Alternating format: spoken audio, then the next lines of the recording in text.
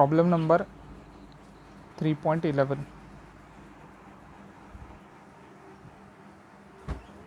हमें एक रिंग दिए है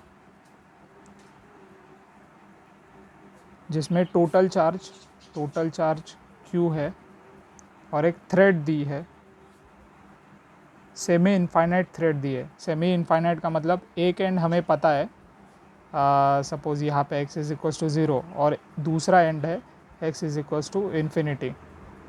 ओके, इस थ्रेड का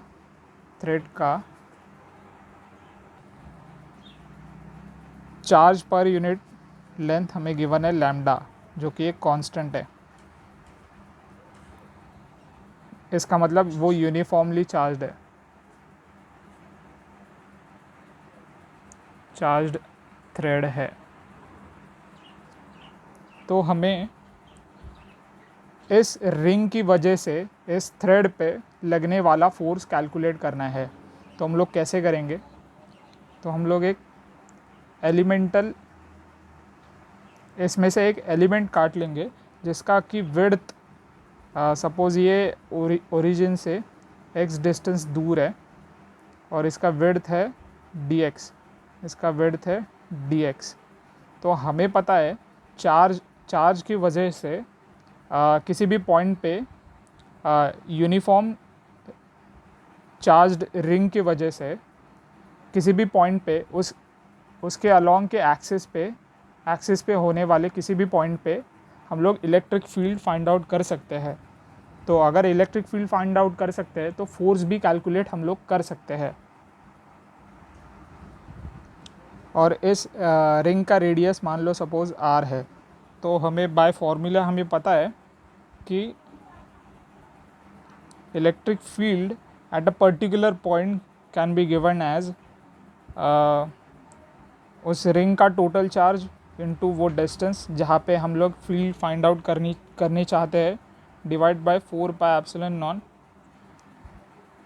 r² plus x² raise to 3/2। तो अगर इलेक्ट्रिक फील्ड का एक्सप्रेशन हमें मिल गया, क्योंकि हमें पता है ये स्टैंडर्ड फार्मूला है, तो हम लोग फोर्स फाइंड आउट कर सकते हैं। फोर्स क्या होता है? E times D Q, integral E times D Q. x को कहाँ से कहाँ तक लेके जाना है? x को 0 से इनफाइनाइट तक लेके जाना है, is equals to infinity.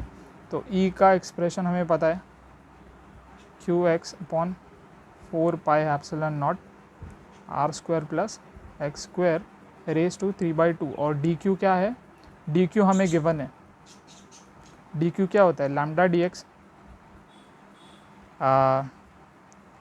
Lambda क्या होता है? dq/dx।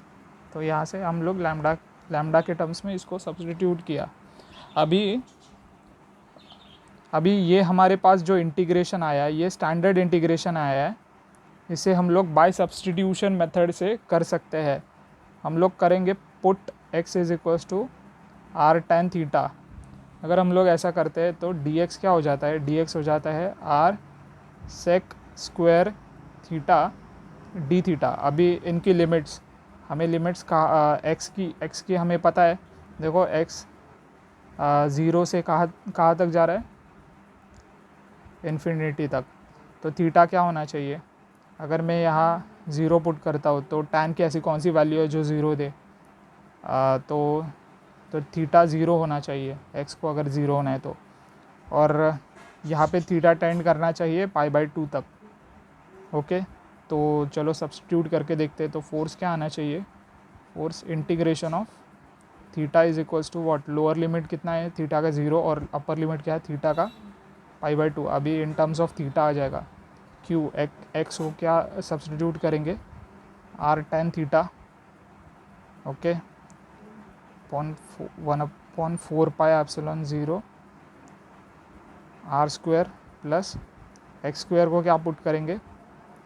r² tan² theta raise to 3/2 lambda. और dx को क्या?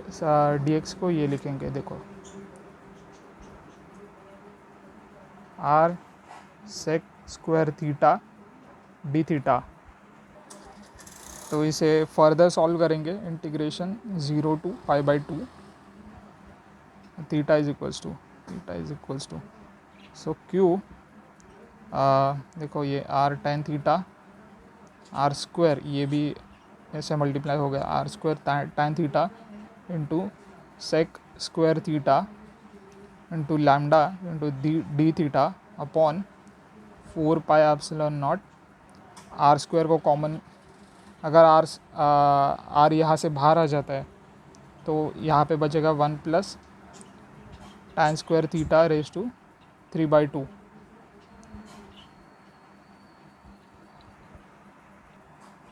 यहाँ से r क्यूब बाहर निकलेगा और 1 प्लस tan स्क्वायर थीटा क्या होता है, ये होता है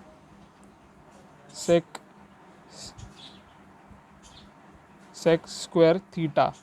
तो अगर सेक स्क्वायर थीटा इस पावर से अगर बाहर आता है तो इसका वैल्यू कुछ हो जाएगा, सेक क्यूब थीटा हो जाएगा। Okay,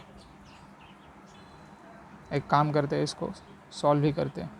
0 to π/2 q r square tan theta sec square theta lambda d theta upon ये 4πε0 और ये r क्यूब, ये कैंसिल हो गया और ये सेक क्यूब थीटा है,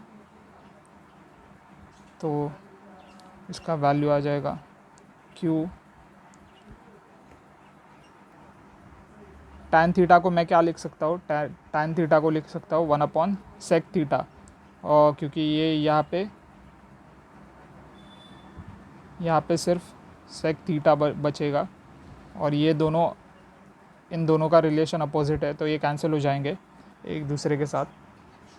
अरे इसको मैं कॉट समझाइए, ऐसा कुछ नहीं होगा। तो एक काम करते, फिर से इसको ज़रा अच्छे से लिखने की कोशिश करते। तो बाहर आ जाएगा क्यू लैम्डा अपॉन 4πε0 r, और क्या बचेगा फिर, तो ये बचेगा tan थीटा को मैं लिख रहा हूँ sine theta upon cos theta, और ये नीचे वाला सेक थीटा बचा है उसको मैं कॉस थीटा लिखूँगा इंटू डी थीटा। तो ये कॉस थीटा कैंसिल हो जाएगा, तो कॉन्स्टेंट्स हम लोग बाहर लेते हैं, q lambda 4πε0 r integration sine theta d theta, कहाँ से, 0 से π/2 तक, और इसका वैल्यू हमें पता है कि माइनस कॉस होता है। तो फिर आ जाएगा ये finally q lambda upon 4πε0 r, ये आ जाएगा फोर्स का वैल्यू पूरे थ्रेड पे।